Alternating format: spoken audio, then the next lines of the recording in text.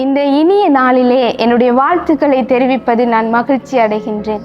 இந்த புதிய கிறிஸ்மஸுக்காக ஆயத்தமாகிக் கொண்டிருக்கும் உங்களோடு ஒவ்வொருவரோடும் பகிர்ந்து கொள்ளும்படியாக நான் தேர்ந்தெடுத்த வசனம் என்னவென்றால், மத்தேயு 1 வசனம்.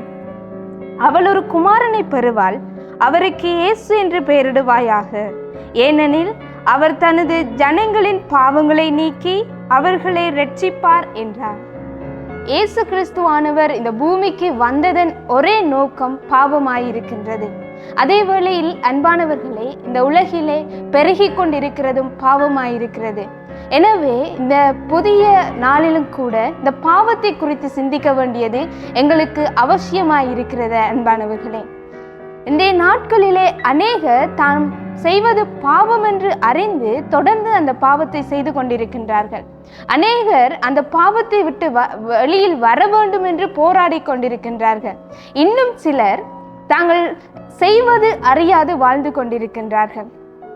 இந்த பூமிக்கு இயேசுவானவர் வந்ததின் நோக்கம் இந்த பாவத்தை நீக்கி எங்களை இரட்சிக்கும்படியாக.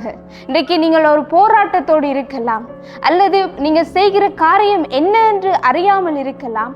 இந்த நாளிலே உங்களுக்கு புதிய செய்தியை நான் கொடுக்கிறேன். இயேசுவானவர் இந்த பாவத்திலிருந்து உங்களை நீக்கும்படியாக, அல்லது உங்களை இந்த பாவத்திலிருந்து இரட்சிக்கும்படியாக அவர் இந்த பூமிக்கு வந்தார். ஒரு சிறந்த உதாரணம் எங்களுக்கு பவுல் தன்னுடைய வாழ்க்கையிலே ஒரு காரியத்தை சொல்லுகின்றார். இயேசு கிறிஸ்துவை அவர் கண்ட பிற்பாடு அவருக்கு இந்த போராட்டம் இருந்தது. நான் செய்ய நினைக்கிறதை என்னால் செய்ய முடியலை, நான் ஆண்டவருக்காக வாழ வேண்டும், ஆண்டவருடைய காரியங்களை செய்ய வேண்டும், அல்லது சாதாரணமான ஒரு கிறிஸ்தவனாக நான் ஜெபம் செய்ய வேண்டும், உண்மையுள்ளவனாக நீதிமானாக வாழ வேண்டும் என்ற ஒரு போராட்டத்துக்குள்ளே அவர் இருந்த சந்தர்ப்பத்திலே அவர் சொல்லுகிறார், நான் நினைக்கிறதை என்னால் செய்ய முடியலை. ஏன்? அதை தொடர்ந்து நீங்கள் வாசித்து பார்ப்பீர்களே. ஆனால் ஒரு கட்டத்தில் பவுல் ஒரு முடிவுக்கு வராரு. இது ஆவியின் பிரமாணத்தாலே கூடுமாய் இருக்கிறது. இந்த ஆவியின் பிரமாணம் என்ன? அதுதான் இன்றைய நாளிலே நாங்கள் கொண்டாடி கொண்டிருக்கிற இயேசு. ஆவியின் பிரமாணம், வேத வாக்கியங்கள் ஒவ்வொன்றும் இயேசுவுக்கு சமப்படுத்தப்படுகிறது. இந்த வார்த்தை ஒவ்வொன்றும் இயேசுவாய் இருக்கிறது.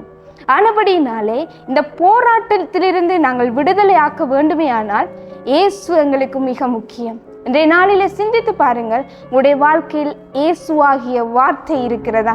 அந்த ஆவியின் பிரமாணமாகிய இயேசுவின் வார்த்தையின்படி வாழ்ந்து கொண்டிருக்கிறீர்களா? உங்களுடைய போராட்டத்துக்கு ஒரே முடிவு இயேசு, இயேசு, இயேசு. எனவே இந்த புதிய கிறிஸ்துமஸ் நாளிலே நீங்கள் ஒரு முடிவுக்கு வர வேண்டும். வளமை போல கிறிஸ்தவ கொண்டாட்டமாக இதை கொண்டாடாமல் என்னுடைய வாழ்க்கையிலே, என்னுடைய தனிப்பட்ட வாழ்க்கையிலே கிறிஸ்துவை ஏற்றுக்கொள்ளும் விதமான ஒரு கொண்டாட்டமாக மாற்றிக்கொள்ள வேண்டும். அது மாத்திரமல்ல, எனக்கும் உங்களுக்கும் ஒரு அழைப்பு இருக்கிறது. இந்த பாவத்திலிருந்து மீட்கும்படியாக வந்த இயேசுவை மற்றவர்களோடு பகிர்ந்து கொள்ள வேண்டும்.